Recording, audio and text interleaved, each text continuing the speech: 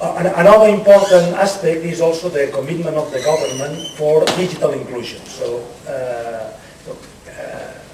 we know that even this figure of nearly 65% of the families have internet access. This figure of 35% of families that have no internet access, those students or children lacks the access, the possibility to have real, to develop at home and the personal use of internet, and this is another driver for to develop this policy.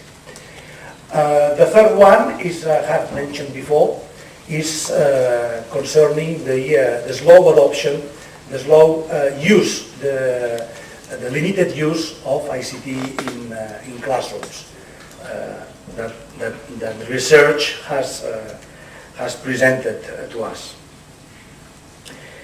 Also, there is a pressure for families from families to reduce the expenditure of the cost of textbooks.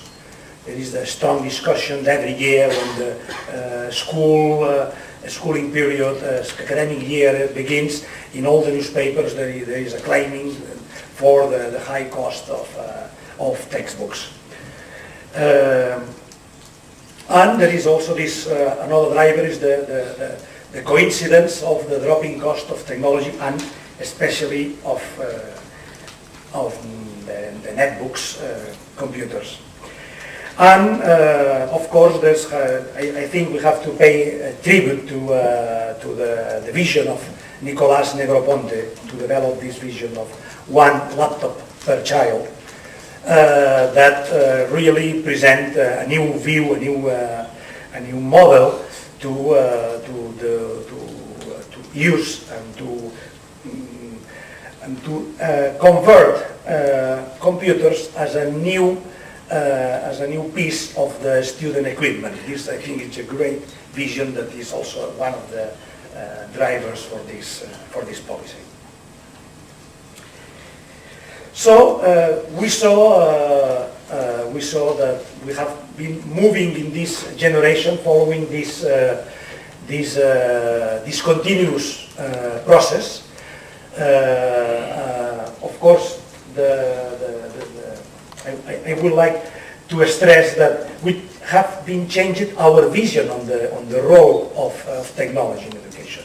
First, we saw technology just as a new content for the curriculum, and the question we asked in the first years of computing was what we have to teach about technology. Then, as especially thanks to the internet, which makes pervasive access to resources, the question that we were asking was how to integrate this strange new thing that is technology into the formal subjects and to the formal education. So I think now we are in another paradigm. Now technology is the context for learning.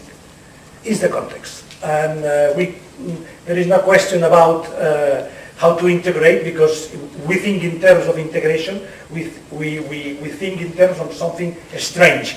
So now the scenario is the new learning scenario is technology mediated. So I think now there are arising new contexts that fit on the topic of this symposium. So the new designs for learning in this new context of technological richness or a scenario. So in this, and I think the number of the availability of the ratio per students per computer is not the only, of course, is not the only variable to that. There are many other aspects, but this at least helps to me to explain that the amount of technology we are immersed or we are surrounded by, it has increased, but I will not to express that this is depending just on the number of computers. So maybe the graphic could give some idea on that sense, but it's not my feeling. So Now we are on this new phase, what we call in the Spanish program School 2.0, that was launched last year, and now is in the first year, the first academic year of implementation. First of all, it's a state program launched by the Prime Minister of Spain on May 2009, that propose co-financing of several actions that I will describe now. It's co-financing. 50% of the cost of these actions will be financed by the central government, and the other, of course, 50% will be financed by the regional governments. And this policy has these four main actions. So it's one-to-one policy, one netbook for every student and for every teacher. And from 10 years old till 14. So in Spain that covers the upper primary, the two upper primary courses, and the two lower secondary courses. During that program, these are the groups that will be covered with this one-to-one project. Also, every classroom on this for this period, for these ages, will be equipped by interactive whiteboards and with Wi-Fi internet access. Also, there will be a provision of digital content through a specific platform that has been developed jointly with all the region, that is called Agrega platform. And Agrega is developed with technology, in open source technology, that also has been adopted by other countries. For instance, as far as I know, for the UK, also there has been adopted this same technology to make a repository of digital learning resources. And